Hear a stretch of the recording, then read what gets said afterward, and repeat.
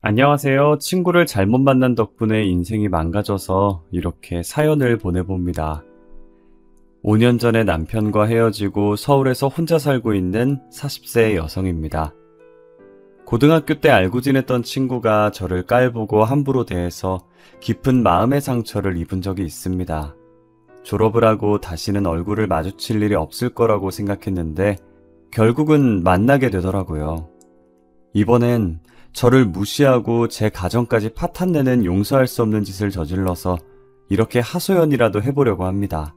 제가 고등학교 1학년 때 아버지가 사업을 하다 친한 친구에게 사기를 당하는 바람에 쫄딱 망하고 빚더미에 올라앉은 적이 있습니다.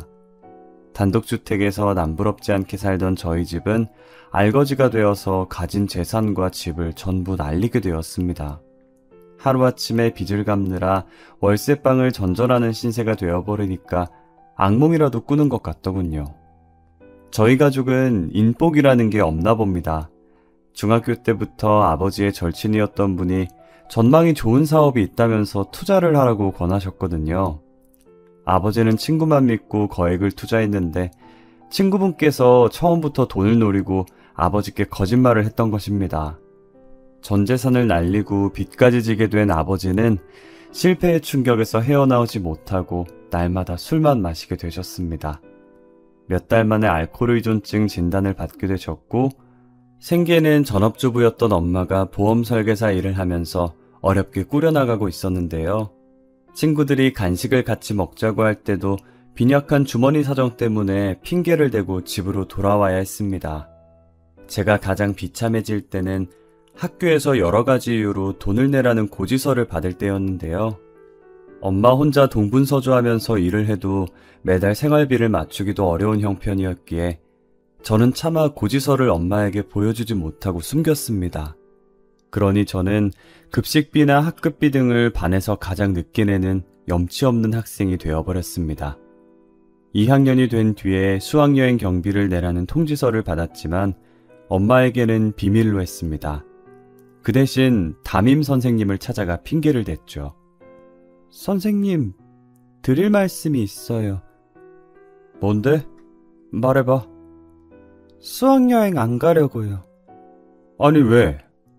아버지가 몸이 안 좋으셔서 제가 곁에서 간호를 해야 돼요. 엄마가 일을 하시거든요. 그렇구나. 일단 알았어. 수업 들으러 들어가 봐. 저는 선생님께서 이것저것 캐묻지 않아서 다행이라고 생각했습니다. 그런데 며칠 뒤 종례를 마친 담임 선생님이 저를 교무실로 부르더라고요. 선생님은 저를 상담실에 앉혀놓고 조용히 물으셨습니다. 수경아, 솔직하게 말해. 집이 어려워서 그러니? 네? 갑자기요? 네가 저번에 수학여행 안 간다고 했잖아. 그래서 묻는 거야. 그런 거 아니에요. 진짜로 아버지께서 몸이 안 좋아서 그래요. 괜찮으니까 솔직하게 말해보렴. 선생님의 눈을 보니 어느 정도 제 사정을 다 알고 계시는 것 같았습니다. 그 말을 듣자마자 저는 얼굴이 불에 데인 것처럼 화끈거렸죠. 네 사정을 알아야 내가 도와줄 거 아니야. 전부 말해봐. 저는 망설이다가 선생님에게 전 재산을 모두 날리고 단칸방에서 엄마가 벌어오는 쥐꼬리 같은 돈으로 겨우 생활하고 있다고 털어놓았습니다. 수학여행 경비는 내가 내줄 거니까 같이 가자. 돈 때문에 학창시절의 마지막 추억까지 포기해야 되겠니? 선생님, 감사해요. 그래, 앞으로 힘든 일 있으면 숨기지 말고 선생님한테 말해야 한다? 선생님의 따뜻한 격려와 자상한 미소에 눈물이 왈칵 쏟아졌습니다. 선생님은 그런 저의 등을 다독이면서 격려해 주어서 그동안 참아온 눈물을 다 흘려버릴 수 있었죠. 겨우 눈물을 닦아내고 상담실에서 나오는데 밖에는 세희가 서 있었어요. 세희는 시치미를 떼고 가버렸지만 밖에서 제가 하는 말을 다 들은 것 같았습니다. 집으로 가는 내내 세희가 애들한테 말할까 신경이 쓰였습니다. 막상 집에 들어가 엄마가 저에게 종이 한 장을 내밀며 소리를 지르는 모습을 보니 그런 생각이 싹 사라지더군요. 들고 있는 종이를 살펴보니 제가 꽁꽁 숨겨두었던 수학여행비 고지서였습니다. 너 이거 왜 숨겼어? 엄마가 이 정도 돈도 없을 것 같아? 이젠 딸까지 나를 무시하는 거니? 난 엄마가 걱정할 것 같아서 말 안 했던 거야. 제가 억울한 마음에 말대꾸를 하니까 엄마는 제 등짝을 마구잡이로 내리치셨습니다. 이거사, 누가 너한테 돈 걱정하라고 했어? 넌 아무 걱정하지 말고 공부만 열심히 해. 엄마, 내가 어린애야? 나도 다 알아. 엄마는 매일 가계부 들여다보면서 땅이 꺼지도록 한숨만 쉬잖아. 어떻게 걱정이 안 돼? 저는 엄마를 걱정해서 안 가려고 마음먹은 수학여행인데 엄마는 오히려 충격을 받은 것 같았습니다. 삶에 찌든 주름진 얼굴과 퀭한 눈빛, 다크서클이 턱끝까지 내려온 어두운 낯빛으로 저를 보고 계시는데 금방이라도 눈물을 흘리려고 했죠. 엄마, 울지 마. 수학여행비는 선생님이 내주시기로 했어. 그런 거 신경 쓰지 말고 공부만 하라니까. 나는 엄마 걱정 끼치고 싶지 않아서 그랬어. 안 그래도 힘들어하는데 엄마한테 짐이 되고 싶지 않아서 그랬다고. 제가 울먹거리면서 소리치니까 어머니께서도 참아왔던 눈물을 흘리셨습니다. 돈 걱정 없이 남부럽지 않게 살던 예전이 너무 그립고 지금 신세가 너무 처량하고 서글퍼져서 또 눈물이 나오는 건데 엄마도 그랬나 봅니다. 그날 밤에 엄마와 저는 서로 껴안고 눈물을 펑펑 흘렸습니다. 그렇게 돈 때문에 끙끙 앓았던 수학여행 일이 잘 해결된 줄 알았습니다. 저도 다른 아이들처럼 재미난 추억을 만들 줄 알았는데 예상 밖의 일이 일어났습니다. 수학여행을 갈 수 있다는 기쁨도 아주 잠시였죠. 상담실 앞에서 제 이야기를 엿듣던 세이가 반 친구들에게 제가 거지라는 소문을 냈습니다. 세이는 제게 악감정을 가지고 있었는데 선생님과 한 상담을 듣고 이때다 싶어서 뒷담을 했나 봅니다. 몇 달 전에 일어난 환경미화 사건이 문제였죠. 제가 그때 아무 말 없이 세이 말을 들어줬어야 했나 봅니다. 그날은 학교 주위에 쓰레기들을 주워서 검사를 받고 집에 가야 하는 날이었습니다. 갑자기 세이가 다가와서 저에게 손을 내밀더라고요. 수경아, 네가 주운 쓰레기 좀 빌려줘. 쓰레기를 빌려달라니 그게 무슨 말이야? 그때는 여름이었고 엄청 더운 날이었어요. 다른 애들이 비지땀을 흘리면서 미화활동을 하는 동안 에어컨이 빵빵하게 나오는 카페에 죽치고 앉아서 농땡이를 치다가 제게 쓰레기를 달라고 하는 겁니다. 그래서 저는 딱 잘라서 거절을 했죠. 실컷 놀다가 와서 선생님을 속일 생각이야? 지금이라도 청소를 하든지 선생님한테 야단을 맞든지 네가 알아서 해. 야, 쓰레기 좀 줄 수 있지. 그게 그렇게 어렵니? 쓰레기를 줍는 게 쉬운 일 같아? 그럼 좀 줍지 그랬어. 뭐 이런 게 다 있어? 제가 속 시원하게 한마디 하니까 옆에서 지켜보고 있던 애들이 비웃더군요. 세이는 평소에 이런 얌체 같은 짓을 많이 해서 아이들의 미움을 받곤 했습니다. 애들이 저보고 잘했다고 귓속말을 하니까 세이가 성질을 내면서 자기랑 친한 애들을 데려왔습니다. 유치하게 제 앞에서 대놓고 욕을 하기 시작하더라고요. 지가 뭐라도 되는 줄 아나 봐. 전부터 말하는 게 재수없는 게 얼굴도 짜증나게 생겼잖아. 이런 식으로 저를 힐끔힐끔 쳐다보면서 유치하게 굴었습니다. 그래서 저는 선생님에게 가서 세이가 미화활동을 안 했다고 말했죠. 당연히 선생님께서 화를 내면서 세이를 찾아갔고 세이는 혼자 쓰레기를 줍고 다녀야 했습니다. 그것 때문에 제게 앙심을 품은 것 같았습니다. 별거 아닌 일이었지만 그거 말고는 세이와 부딪힌 일이 없었거든요. 상처받으라고 던진 말인데 제가 들은 척도 안 하고 친구들과 잘 지내니까 복수심이 불타올랐나 봅니다. 세이가 퍼뜨린 소문 덕분에 제 별명은 땅거지가 되어버렸죠. 거지라는 수치스러운 꼬리표는 제가 고등학교를 졸업할 때까지 따라다녔습니다. 세이가 너무 괘씸했지만 저는 참는 것밖에 방법이 없었습니다. 저랑 친하게 지냈던 애들한테 너도 거지라서 수경이랑 같이 다니는 거냐고 놀리는 건 기본이었습니다. 잠깐 말이라도 붙이려고 하면 야야, 쟤 거지랑 이야기한다. 곧 거지 냄새 나겠네. 이런 식으로 애들을 굴림하고 다녔습니다. 세이가 이럴 수 있었던 이유는 세이 집안 덕분이었죠. 아버지가 큰 기업의 부사장이었고 엄마도 온라인 쇼핑 사업을 크게 하고 있다고 했습니다.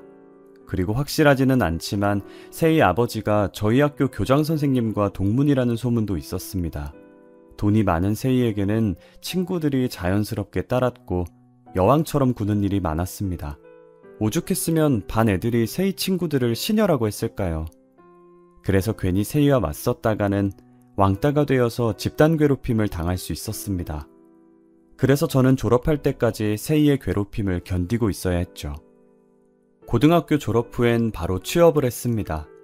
엄마는 등록금 같은 건 걱정하지 말고 대학에 들어가라고 했지만 또래 아이들과 지내기 싫어졌습니다. 끼리끼리 놀며 무리를 짓다가 자기 입맛에 안 맞으면 내쳐지는 경험을 또 겪을 수가 없었거든요. 게다가 가난이란 굴레에 발목이 잡혀서 대학 생활을 하고 싶지 않았습니다. 사회로 뛰어들어 얼마간이라도 생활비를 벌기로 작정했던 거죠.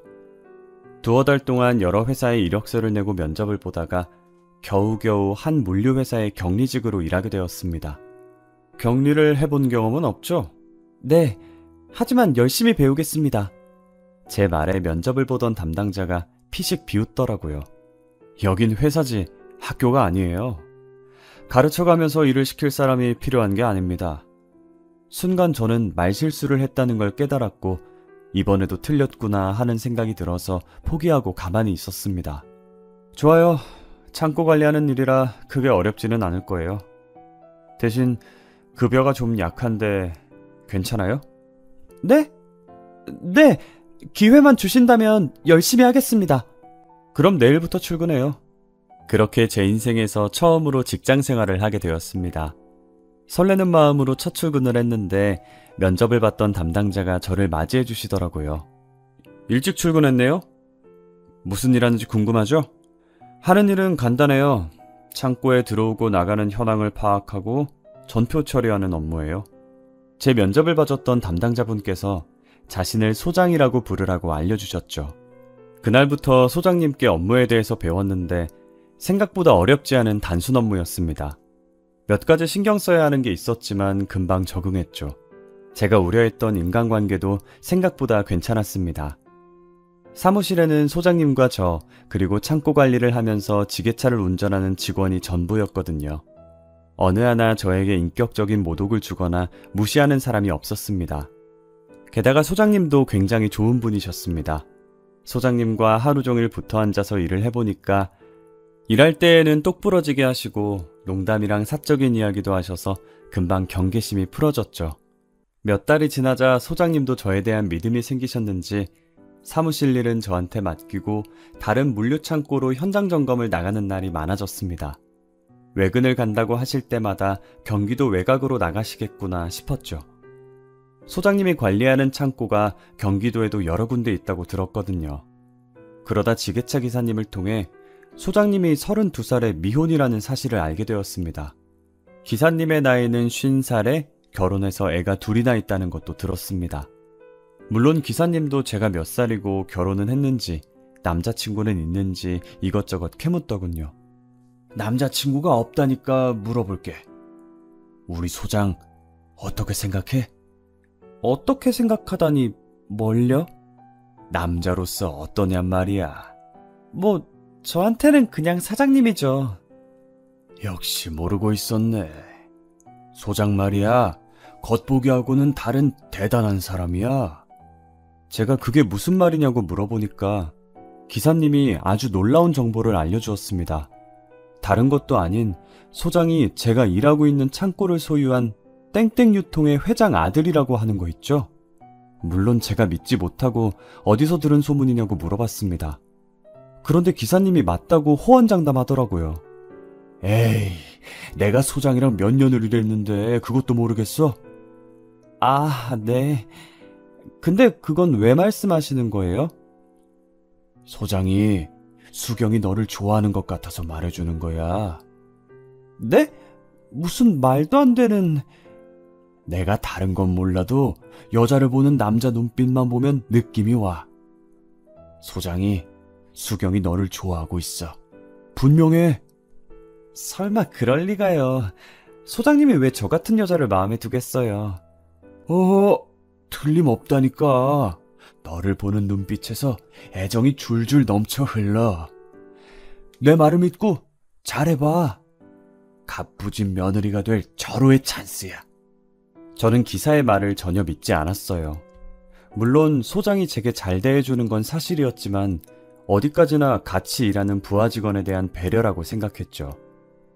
그런데 얼마 후에 소장이 뜻밖의 말을 꺼냈어요. 주말에 뭐해? 만나서 밥 한 끼 할까 하는데. 주말에요? 그냥 뭐 밥만 먹을 건 아니고 네가 가고 싶은데 가도 좋고. 소장님, 혹시 저한테 사적인 감정 있으신가요? 저도 모르게 튀어나온 말이었어요. 기사님한테 들은 말도 있고 그동안 소장님을 너무 의식한 게 문제였어요. 제가 말해놓고 얼굴이 새빨개지니까 소장님이 진지하게 제 얼굴을 쳐다보면서 말하더라고요. 수경아, 갑자기 이런 말에서 놀랐을 텐데 그동안 너를 옆에 두고 지켜보면서 내 마음이 흔들렸어. 네가 부담스럽다면 몇 번 만나서 밥 먹고 차만 마셔보자. 그 뒤에 날 만날지 말지 생각해보면 되잖아. 믿어지지 않는 말이었어요. 기사님이 했던 말처럼 소장님은 면접을 볼 때부터 제게 마음이 끌렸다고 하더라고요. 그래서 경력도 없는 초짜인 저를 채용했던 거죠. 소장님, 이런 건 너무 갑작스럽고 저희는 어울리지도 않잖아요. 조건 자체가 다른데. 조건 같은 게 무슨 상관이야. 설마 날 거절하면 잘릴 것 같아서 이러는 거야? 나 그런 놈 아니니까 걱정하지 마. 만나보고 아니면 소장과 사원 사이로 돌아가자. 그 정도는 충분히 해줄 수 있어. 저는 생각을 해보겠다고 말하고 일단 그 자리를 피했어요. 그 뒤로 소장이 절 볼 때마다 집에 데려다 주겠다, 주말에 한 번만 보자, 적극적으로 애정을 표현했는데 의도적으로 피하기 시작한 거죠. 소장님이 싫은 건 아니었어요. 그런데 나중에 버려질 걸 생각하니까 무섭더라고요. 지금은 눈에 콩깍지가 씌어서 사랑만 있으면 행복할 거라고 생각하지만 곧 콩깍지가 떨어지면 냉정한 현실을 마주하게 될 테니까요. 그렇지만 소장은 포기하지 않고 끈질기게 저를 설득했어요. 지금까지 조건이 좋은 집안의 여성들을 여럿 만나봤어. 그런데 내가 원했던 이상형과는 거리가 멀었어. 모두 돈만 밝히는 속물들이었다고. 소장님은 누가 뭐라고 해도 평생을 함께하면서 변하지 않고 사랑할 수 있는 여자가 배우자의 첫 번째 조건이라고 했죠. 저에 대한 진심 어린 사랑을 알게 되자 마음이 흔들려 결국 소장님을 진지하게 만나보게 되었습니다. 이때부터 소장님이 아닌 준철 씨라고 부르게 된 것 같네요. 일할 때에는 소장님, 데이트할 때에는 준철 씨라고 부른 지 6개월 정도가 흘렀을까요? 시간이 지나도 변하지 않는 준철 씨의 모습에 저도 점점 결혼 생각이 들었습니다.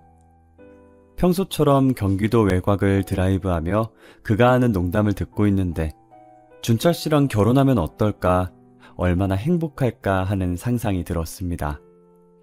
그런데 갑자기 준철 씨가 조용해지더니 제 눈치를 보면서 이야기하더군요. 어머니가 당신 어떤 사람인지 보자는데 한 번만 보러 가면 안 될까? 이렇게 갑자기요? 당신이 싫다면 어쩔 수 없는데 내가 자꾸 결혼 이야기를 꺼내니까 그런 것 같아. 지금 당장 준철 씨 어머니를 뵐 마음은 없었습니다. 그런데 준철 씨가 저랑 결혼하고 싶어서 제가 얼마나 좋은 사람인지 자랑하느라 일이 이렇게 된 것 같다고 하소연을 하더군요. 상견례도 아니고 그냥 식사만 하자고 설득하는 바람에 얼떨결에 시어머니와의 약속이 잡히고 말았습니다. 그런데 시댁에 들어가자마자 후회했습니다. 그냥 예쁘게 연애만 할 것이지 무슨 결혼을 꿈꿨는지. 시어머니를 보니 결혼 생각이 쏙 들어가더군요. 내 눈에 흙이 들어가기 전에 저런 거지 같은 애를 며느리로 들일 수는 없다. 시어머니께서 저를 보자마자 돌아앉아서 얼굴도 보지 않으셨거든요. 제가 마음이 상한 게 눈에 보였는지 준철 씨도 지지 않고 단호하게 나왔습니다. 결혼은 내가 하는 거야. 엄마가 아무리 반대해도 난 수경이 만날 테니까 허락해줘. 시어머니가 저를 앞에 두고 막무가내로 나오니 준철 씨도 화가 난 것 같았습니다. 시어머니는 그런 준철 씨를 보고 헛웃음을 짓더군요. 준철이 네가 아주 미쳐도 단단히 미쳤구나. 그동안 내로라 하는 집안의 여자들을 전부 차버리더니 고작 데리고 온 게 고졸에 돈도 없는 애냐? 당장 그만둬라. 시어머니는 하늘이 무너져도 교제는 안 된다고 딱 잘라 말했어요. 그러자 준철 씨가 그날부터 단식 투쟁을 시작했습니다. 결혼 허락을 못 받으면 굶어 죽을 거야. 저는 하지 말라고 말렸죠. 당신이 드라마 주인공도 아니고 어머니가 말렸으니 몰래 만나자. 그럼 된 거 아니냐. 설득해봐도 소용없었습니다. 준철 씨에게 그런 면이 있는 걸 처음 보았습니다. 고집이 센 어머니를 꺾기 위해서는 연기하는 방법밖에 없다는 거 있죠? 진짜로 안 먹겠다는 거 아니야. 내가 한 끼라도 안 먹으면 죽는 줄 아는 사람이야. 단식 투쟁한다고 하면 외국에 있는 땅이라도 사줄 사람이니까 가만히 있어. 내가 우리 엄마 눈치 안 보게 해줄게. 안 먹는 척 연기를 하며 어머니의 허락을 얻겠다는 거였습니다. 그러면서 시댁살을 시키면 이렇게 단식 투쟁하며 끊어내겠다는데 이게 과연 먹힐까 싶더군요. 그런데 진짜로 먹혔습니다. 처음에는 준철 씨의 단식 투쟁에 시어머니가 코웃음을 쳤지만 일주일을 넘기자 불안해졌는지 두 손 두 발을 다 들더군요. 그래, 내가 졌다. 결혼을 하든 말든 네 마음대로 해라. 대신 나는 저 애를 절대 며느리로 인정 못한다. 결혼은 허락했지만 저를 며느리로 인정하지는 않겠다고 하셨죠. 그것만으로도 엄청난 성과였어요. 7, 8개월이 지날 동안 시어머니는 저희 집에 한 번도 오지 않으셨어요.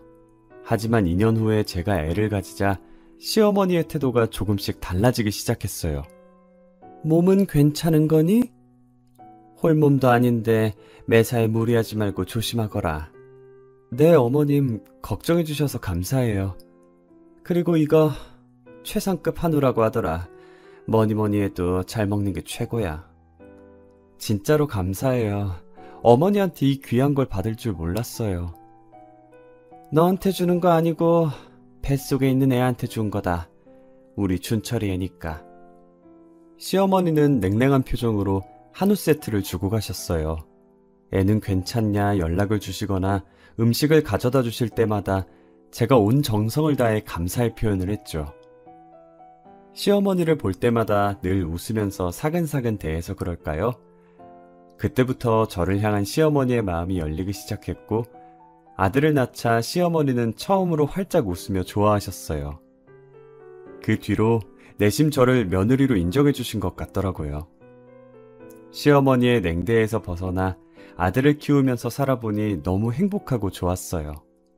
결혼 생활에 진정한 의미를 느끼게 되었죠. 그런데 5년 후에 남편에게서 이상한 조짐이 느껴지기 시작했습니다. 출산 후 제가 퇴직을 하게 되면서 육아에만 전념하게 됐거든요. 그런데 남편이 벌어오는 돈 관리는 계속하면서 용돈을 올려주지 않으니까 불만이 쌓였던 것 같아요. 갑자기 술 냄새를 풀풀 풍기면서 퇴근을 하더니 저한테 용돈을 올려달라고 떼를 썼어요. 하지만 제가 그냥 잘하고 성질을 내니까 남편도 목소리를 높이더군요. 용돈 부족하다니까 왜 무시해? 내가 언제 무시했어. 한 달에 50만 원이면 충분하잖아. 술 먹으러 갈 때마다 돈 더 타가면서 왜 그래? 내가 벌어오는 돈이 얼만데 50만 원만 주냐고. 저번에 주식한다고 날려먹고 새로운 사업한다고 날려먹으니까 내가 관리하는 거 아니야. 자리 잡으면 준다니까? 당신 지금 아버님 밑에서 배우고 있다며. 일 벌리지 말고 성실하게 가르쳐주는 거 배워. 뭐? 배우라고? 네가 뭘 한다고 이래? 돈 관리한다고 나설 때부터 알아봤어. 처가 때문에 그렇지? 뭐? 내 친구놈들은 처가에서 외제차를 받았다느니 사업 자금을 몇 억씩 받았다고 하는데 나는 이게 뭐야? 처가 덕을 보기는커녕 가진 거라고는 쥐뿔도 없으니 매번 돈만 들어가고 있으니까 미치겠네. 당신 그게 무슨 말이야? 내가 친정에 돈을 퍼주기라도 한다는 말이야? 뭐 보지 않아도 알 수 있지. 친정 사정이 어려운데 가만히 있을 딸이 어딨어. 말 함부로 하지 마. 난 지금까지 친정에 당신 몰래 10원 한 장 준 적 없어. 남편은 자기 돈이 제 친정으로 흘러들어간다고 의심했지만 절대 그렇지 않았어요. 엄마도 자존심이 강한 여성이라 아무리 어려워도 저한테 내색을 하지 않았거든요. 하지만 남편은 계속 돈 문제로 제 감정을 자극했고 술에 취하지 않은 맨정신에도 저런 말을 자주 해 다투게 되었습니다. 그러다 결정적인 일이 터졌습니다. 엄마가 저를 보자고 해서 친정에 갔더니 한참을 망설이다가 말을 꺼내셨어요. 이런 말은 정말 안 하려고 했는데 사정이 워낙 급해서 도움을 청할 데가 너밖에 없구나. 무슨 일인데 그래? 정서방한테 말해서 3억만 빌릴 수 있겠니? 뭐? 3억이나? 저는 깜짝 놀라서 왜 그렇게 큰 돈이 필요한지 물었어요. 네 외삼촌이 사고를 크게 쳤구나. 긴 한숨을 쉰 엄마는 자초지종을 설명해 주셨어요. 제 외삼촌은 발명가를 자처하면서 새로운 기계 부품을 만들어내고 있었어요. 그런데 개발하는 것마다 신통치 않아서 나날이 빛만 늘어갔고 의기투합해서 같이 일하던 사람들도 지쳐서 하나씩 떠나버렸대요. 그렇지만 외삼촌은 이왕 시작한 일이니 끝장을 보겠다고 포기하지 않고 발명에 매달리고 있어서 문제라고 하더군요. 이제 그만 좀 해요. 당신 때문에 집안 살림이 전부 거덜나는 게 안 보여요? 나도 더 이상은 못 견디겠어요. 처음에는 누구보다 강력한 후원자였던 외숙모도 5년이 넘게 수입이라고는 10원도 없이 집에서 자금을 가져가니 돈에 쪼들리는 생활을 견뎌왔다고 하더라고요. 조금만 기다려. 새롭고 획기적인 자동 모터를 만들기만 하면 우린 돈방석에 앉게 되는 거야. 거의 다 됐어. 이제 그만하라는 외숙모의 애원에도 외삼촌은 발명에 열중했어요. 그런데 얼마 전에 그만 외삼촌이 공장으로 쓰던 가건물에 불이 나서 장비들이 모두 불에 타버렸다는 겁니다. 화재보험에는 가입하지 않아서 막대한 피해를 복구하려면 최소한 3억이 필요하다는 거예요. 설상가상으로 외숙모도 이혼을 통보하고 집을 나가버렸다고 해요. 수경아, 정말 염치 없지만 사람 살리는 셈치고 한 번만 도와다오. 엄마의 간절한 부탁에 저는 고민하고 망설이다가 남편에게 사정을 말했어요. 그랬더니 남편은 의외로 3억을 빌려주라고 하더라고요. 여보, 정말 고마워. 당신 덕분에 친정 식구들이 살게 됐어. 남편이 준 돈 덕분에 외삼촌은 건물을 수리하고 새로 장비를 들여와서 계속 발명을 할 수 있게 되었어요. 그런데 그것 때문에 남편과 저의 관계가 결정적으로 틀어지게 되었죠. 참, 거지 같은 집안하고 인연을 맺으니 이렇게 피곤하고 힘드네. 정말 후회된다. 남편은 수시로 저와 결혼한 걸 후회한다는 말을 대놓고 했어요. 처음에는 참았는데 거듭되자 저도 참지 못하고 말다툼을 하게 되었죠. 당신 말이 너무 심한 거 아니야? 나는 뭐 후회 안 하는 줄 알아? 이렇게 자기만 생각하는 놈인 줄 알았으면 결혼 안 했어. 뭐? 결혼을 안 해? 내가 지금 해준 게 얼마인 줄은 알아? 물에 빠진 놈 건져놓으니 보따리 내놓으란 격이네. 그렇게 후회되면 이혼하던가. 내가 겁낼 줄 알아? 당신한테 무시당하는 것도 이제 지겨워. 저도 악에 받쳐서 이혼하자고 소리를 지르고 친정으로 와버렸어요. 엄마는 괜히 자기 때문에 제가 이혼이라도 하게 되는 건 아닌지 안절부절 못하더라고요. 남편은 친정에 찾아오기는커녕 전화조차 하지 않았어요. 그리고 며칠 뒤에 집에 가자 남편은 아무 말 없이 이혼 서류를 제게 내밀더군요. 많이 생각해봤는데 우린 이쯤에서 갈라서는 게 맞는 것 같아. 서로 너무 안 맞아. 뭐? 당신은 이혼이 그렇게 쉬워? 당신이랑은 쉬워. 당신 자식은? 이혼 가정으로 키울 건 아니잖아, 응? 지금 화가 많이 나서 이러는 것 같은데 다시 한번 생각해보자. 제가 저 자세로 남편을 설득해봐도 똑같았어요. 저를 냉랭한 눈빛으로 쳐다보는데 연애 시절 다정하게 바라봐주던 그 준철 씨가 아니더군요. 게다가 제가 이혼을 결심하게 된 이유는 그 3억 때문이었습니다. 3억 갚을 수 있어? 그럼 당신이랑 같이 살고 아님 이혼하고. 지금 나 협박하는 거야? 3억 갚을 능력도 없으면서 무슨 낯짝으로 나랑 결혼하겠다고 마음먹은 거야? 세상 물정 모르니 남편 지갑이나 붙들고 사는 거겠지. 내가 어쩌다 김치녀랑 결혼하게 됐을까. 그 뒤로 중얼거리는 목소리가 아직도 잊혀지지 않습니다. 얼마나 충격을 받았는지 이 말이 아직도 기억에 남네요. 사랑의 콩깍지가 벗겨진 남편을 보니 얼른 이혼해야겠다는 생각이 들더군요. 아들은 제가 데리고 가고 양육비를 준다는 조건으로 이혼 서류에 도장을 찍었습니다. 그러다 며칠 후에 남편의 비밀을 알게 되었습니다. 제가 술상을 여러 번 차려줘서 친해진 남편 친구가 제게 전화를 걸었더군요. 끊길 때까지 차단을 할까 말까 고민하다가 몇 분 후에 전화를 다시 걸었습니다. 제가 여보세요 하자마자 남편 친구가 다급하게 소리를 치더군요. 재수씨, 준철이랑 이혼한 거 사실이에요? 네, 맞아요. 지금 그 자식 인스타 가봐요. 그놈이 올려놓은 사진들 좀 보세요. 지훈씨, 혹시 술 취했어요? 지훈씨 발음도 세고 횡설수설하는 걸 보니 술에 잔뜩 취한 것 같더라고요. 그래서 제가 버럭 화를 내고 말았어요. 제가 이혼한 사람 인스타를 뭐하러 들어가봐요. 이제 그 사람이랑 이혼했으니까 연락하지 마세요. 저도 바람 때문에 이혼당해봐서 알아요. 이거 이대로 있으면 안 돼요. 바람이요? 내가 후회할 짓 하지 말라고 말렸는데도 그러더라고요. 그놈이 그럴 줄 몰랐는데 내가 그런 꼴 당한 거 알면서도 어떻게 그러지? 괘씸한 놈 같으니라고. 친구가 불륜남 때문에 이혼당한 걸 알고 있으면서 그런 짓을 저질렀다면서 제대로 혼쭐을 내줘야 한다고 난리를 피우더라고요. 남편 친구의 말에 인스타에 들어가 본 저는 엄청난 충격을 받고 눈앞이 흐려지는 걸 느꼈어요. 인스타에는 남편이 어떤 여성과 다정한 포즈로 찍은 사진들로 도배가 되어 있더라고요. 그 여자는 아무리 봐도 학창시절 절 왕따시키던 세희였어요. 남편이 인스타에 쓴 글과 친구들의 말을 듣고 남편이 계획적으로 저와 이혼했다는 걸 알게 되었죠. 남편의 치밀한 연기에 제가 감쪽같이 속았던 겁니다. 남편은 2년 전부터 세희와 내연관계를 맺고 있었어요. 기업체 사장들 간의 친목 모임에서 만났던 것 같더라고요. 그렇게 2년이 넘게 불륜을 맺어오다가 세희와 재혼을 하기 위해서 남편이 돈 문제로 꼬투리를 잡고 늘어져서 저를 자극했고 외삼촌 문제가 터지자 그걸 빌미로 이혼을 요구했던 거죠. 두 년놈이 짜고 저를 가지고 놀았던 거예요. 하지만 이미 이혼 서류에 도장을 찍은 뒤였죠. 그래서 다 포기하려고 했는데 지훈 씨가 중요한 정보를 알려줬어요.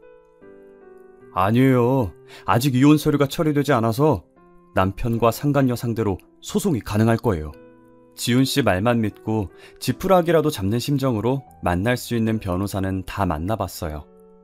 그 중에서 제일 좋은 변호사와 함께 소송 준비를 맡겼어요. 그리고 세희를 만났죠. 최소한의 양심이 있다면 제게 사과를 할 거라고 생각했거든요. 그런데 세희는 여전히 저를 무시하고 깔보고 있더군요. 만나기로 한 카페에 들어오자마자 가방을 획 던져서 자리에 놓더니 건방지게 다리를 꼬고 앉았어요. 나를 왜 만나겠다고 한 거야? 예전부터 나한테 왜 그래? 일부러 이러는 거야? 예전부터? 아, 그때 일 아직도 기억해? 정말 별거 아닌 일이라는 듯 저를 비웃고 있더군요. 억울해서 눈물을 흘릴 것 같아 고개를 숙이고 있으니 세희가 웃음을 터뜨리기 시작했어요. 협박이라도 하려고 나 부른 거야? 내가 뭐 예전에 왕따 시켰고 계획적으로 접근해서 네 남편 뺏었다고? 네가 나를 아주 만만하게 보는 모양인데 내 오빠가 유명 로펌의 수석 변호사야. 어디 두고 보자. 내가 너를 아주 잘근잘근 씹어먹어 줄게. 거지 주제에 별말을 다 하네. 고작 그런 말 하려고 불렀어?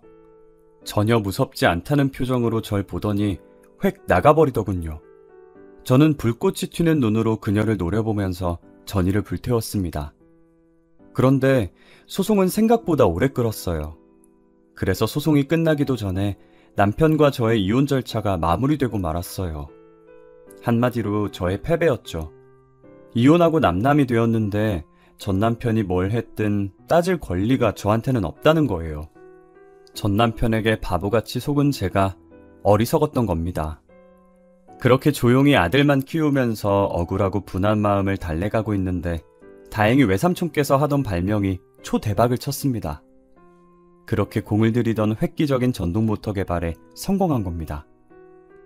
외삼촌은 특허를 신청했고 신제품 경진대회에 출품했는데 놀라운 성능의 대기업들이 서로 계약을 하겠다고 몰려든 거죠. 외삼촌은 가장 좋은 조건을 제시한 기업과 생산 계약을 맺었고 엄청난 로열티를 받게 되었다고 합니다. 별 볼 일 없던 발명가가 하루아침에 돈방석에 앉았고 대기업의 임원이 되어서 하청기업을 운영하게 된 거죠. 외삼촌은 제게 카페를 하나 차려주셨어요. 외삼촌이 운영하는 기업은 대기업의 전폭적인 지원을 받아서 하루가 다르게 성장하더니 베트남과 동남아에 생산 공장을 만들 정도로 규모가 커졌거든요. 외삼촌 덕분에 저희 집안 형편도 나아지게 되었죠. 그리고 3년 후에 외삼촌이 재혼을 하겠다고 선언했습니다. 아주 세련되고 교양이 넘치는 여자야. 한 가지 흠이라면 나이가 좀 어리다는 거야. 수경이 너랑 동갑이거든. 그게 무슨 대수야. 돈 많고 능력 있는 남자에게 나이 같은 건 문제가 안 돼. 저는 외숙모가 될 여성이 저와 동갑이란 점이 마음에 걸렸지만 겉으로는 태연한 척했어요. 며칠 뒤 외삼촌의 여자친구를 소개받는 자리를 갔을 때에는 태연한 척할 수 없었습니다. 심장이 얼어붙을 정도로 놀라고 말았거든요. 외숙모가 될 여성은 세희였습니다. 그런데 세희는 눈 하나 깜짝하지 않고 저를 보면서 여유있게 웃어보더군요. 수경아, 우리 또 만났네? 옛날 일은 모두 잊고 앞으로는 정말 잘 지내보자. 너무나 가증스럽고 뻔뻔한 태도에 저는 할 말을 잃고 말았어요. 세희는 제 전남편과 1년 전에 헤어졌다고 했습니다. 당연히 돈 때문이었죠. 전남편의 과도하고 무리한 투자로 사업이 점점 기울어가고 형편이 어려워지면서 둘의 사이는 벌어졌고 얼마 못 가서 파탄이 났다고 합니다. 전남편과 헤어진 뒤에 세희 집안의 사정도 이상하게 기울기 시작했다고 하네요. 그때 외삼촌이 세희 아버지의 사업에 많은 자금을 투자하면서 살려놓았다고 해요. 그 일이 계기가 되어서 외삼촌과 세희는 가까워졌고 돈이 많은 외삼촌에게 호감을 가지게 된 세희가 적극적으로 달려들어서 재혼까지 하게 된 거라고 하네요. 저는 외삼촌에게 세희를 믿지 말라고 지금 당장 헤어져야 한다고 여러 번 경고했어요. 난 둘이 만나는 거 반대할 거야. 삼촌, 세희는 내가 더 잘한다고. 얘 완전 불려우 같은 기집애야. 절대 믿으면 안 된다고. 수경아, 너희들 사이가 안 좋다는 거 나도 알아. 그런데 이제는 네 친구가 아니고 외숙모야. 예의 바르게 대해. 제가 대놓고 세희 앞에서 과거의 한 짓을 퍼부었는데도 외삼촌은 세희를 철석같이 믿고 있었습니다. 거기에 대고 외삼촌은 어린 마음에 말다툼한 것을 아직도 마음에 담아두고 있냐고 소리까지 치고 있었죠. 외삼촌에게 도대체 무슨 말을 해두었는지 제 말은 하나도 믿지 않더군요. 그러다 세희가 전남편과 비밀리에 만나고 있다는 걸 알게 되었습니다. 외삼촌은 사업 때문에 동남아로 출장을 자주 갔는데 삼촌이 집을 비우면 세희도 며칠씩 집을 비우곤 했어요. 친정 핑계를 댔는데 그게 거짓말이란 걸 알고 난 뒤에 비밀리에 세희가 뭘 하고 다니는지 뒷조사를 하기 시작했습니다. 그리고 어처구니 없는 사실을 알게 되었죠. 전남편과 세희는 위장이혼을 했던 겁니다. 한마디로 돈이 필요해서 외삼촌을 이용하고 있었던 거예요. 단물이 빠진 껌은 뱉어버리듯 외삼촌의 돈을 야금야금 빼돌린 다음에 이용 가치가 없어지면 외삼촌을 버릴 말도 안 되는 계획을 가지고 있었어요. 세희는 친정의 사업을 도와줘야 한다고 외삼촌을 꼬드겨서 투자금을 받아낸 뒤에 그 돈을 친정아버지에게 주지 않고 자기가 챙기면서 외삼촌의 재산을 조금씩 빼돌리고 있었죠. 저번에는 세희에게 보기 좋게 당했지만 이번에는 미꾸라지 같은 세희가 절대 빠져나가지 못하도록 차곡차곡 증거들을 모으기 시작했어요. 몇 달 뒤에 모아둔 확실한 증거들을 동남아 출장에서 돌아온 외삼촌에게 줬습니다. 세희의 불륜을 알게 된 외삼촌이 처음에는 벙찐 표정을 짓더니 점점 분노하는 모습을 보여주었습니다. 이런 괘씸한 것 같으니 감히 나를 가지고 놀아? 당장 요절을 내버리겠어! 외삼촌은 바로 세희의 집으로 쳐들어가서 난리를 치면서 대판 엎어버렸다고 하네요. 그리고 이혼 소송을 하게 되었다고 들었습니다. 세희가 친히 찾아와 알려주더군요. 눈물 콧물을 쏟아내면서 제게 빌빌거리는 꼴까지 보여주었습니다. 수경아, 우리 친구잖아. 한 번만 살려줘. 이혼소송 취하해달라고 잘 말해줘. 부탁이야. 눈물을 흘리면서 매달리는 세희를 보고 있으니 더 화가 치밀었습니다. 거지라고 무시하고 괴롭혀놓고 이제 와서 살려달라고 매달려? 전부 네가 저지른 일이니까 책임도 네가 져. 이미 주사위는 던져졌고 세희를 위해 외삼촌을 설득할 생각은 전혀 없었습니다. 이제는 저희들의 질긴 악연에도 마침표를 찍을 시간이 된 거죠. 외삼촌은 소송에서 이겼고 세희는 거의 전 재산을 위자료로 토해내야 했죠. 화가 난 세희 아버지는 그녀를 호적에서 파버리겠다면서 집에서 쫓아내버렸다고 하네요. 변은 익을수록 고개를 숙인다고 하죠. 잘난 척하면서 다른 사람을 무시하면 반드시 똑같은 취급을 당하는 법입니다. 생명을 가진 존재 중에서 하찮은 건 하나도 없으니까요. 여러분들도 같이 살아가는 주위의 이웃들이 나보다 못하다고 깔보는 일은 없으시길 바랍니다. 여러분의 가정에 기쁨과 행복이 함께하기를 바라며 이만 글을 마치겠습니다.